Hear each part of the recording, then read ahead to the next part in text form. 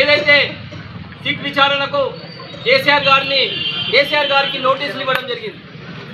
అసలు నువ్వు ఏ బేసిక్ మీద ఈ నోటీసులు ఇవ్వడం జరిగింది అని చెప్పేసి మేము రామారెడ్డి బీఆర్ఎస్ మండల శాఖ తరఫు నుంచి హెచ్చరిస్తున్నాం, అడుగుతున్నాం.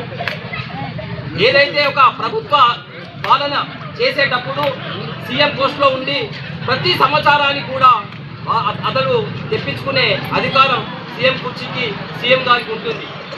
ఏం జరుగుతుంది పరిపాలన, మన రాష్ట్రంలోకి ఎవరైనా చొరబడుతున్నా, వివిధ రకాల వ్యక్తులు, వివిధ రకాల సంస్థలు, మనకు నిషేధిత సంస్థలు, ఎన్నో రకాల వ్యక్తులు కూడా రాష్ట్రంలోకి వచ్చి మన రాష్ట్రాన్ని అభివృద్ధి పరంగా, ఆర్థిక పరంగా దెబ్బతీయాలనే ఉద్దేశంతో చాలామంది కుయుక్తులు పండి ఇతర పార్టీ వ్యక్తులే కానీ, ఇతర సంస్థ వ్యక్తులే కానీ చాలామంది సంస్థను నాశనం చేయాలి, అభివృద్ధిని నాశనం చేయాలని చెప్పేసి కుయుక్తులు పండడం జరుగుతుంది.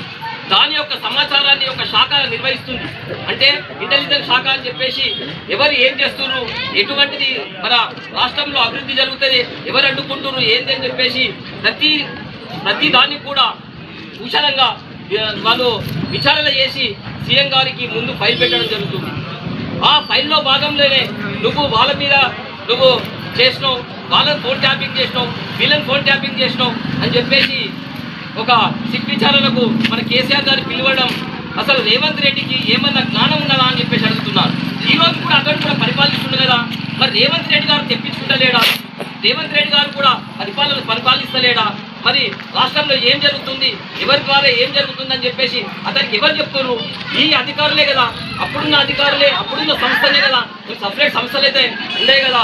కాబట్టి ఒక్కసారి మీరు కాంగ్రెస్ ప్రభుత్వము తెలుసుకోండి, ఏ ప్రభుత్వం ఏది ఉన్నా కానీ ఒక సంస్థ వారి యొక్క పనులు వాళ్ళే చేస్తుంది.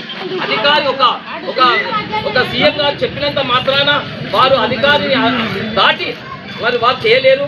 వారి యొక్క సంస్థ వారి యొక్క అధికారాన్ని ఉపయోగించే వారి యొక్క ఎంతవరకైతే ఉన్నదో అదే వారు చేసి సీఎం గారికి తెలియజేయడం జరుగుతుంది.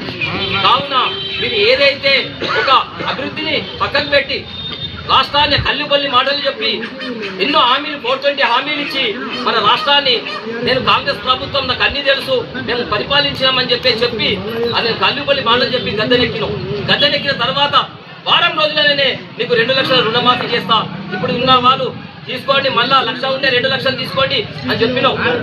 ఇప్పటి వరకు కూడా 2 లక్షల రుణమాఫీ లేదు. 15,000 రూపాయలు రైతు బంధు ఇస్తున్నాం, 15,000 రూపాయలు రైతు బంధు లేదు, రైతు బీమా లేదు. 2,000 4,000 పెన్షన్ చేస్తా అన్నాం, 4,000ను 6,000 రూపాయలు పెన్షన్ చేస్తా అని చెప్పినాం.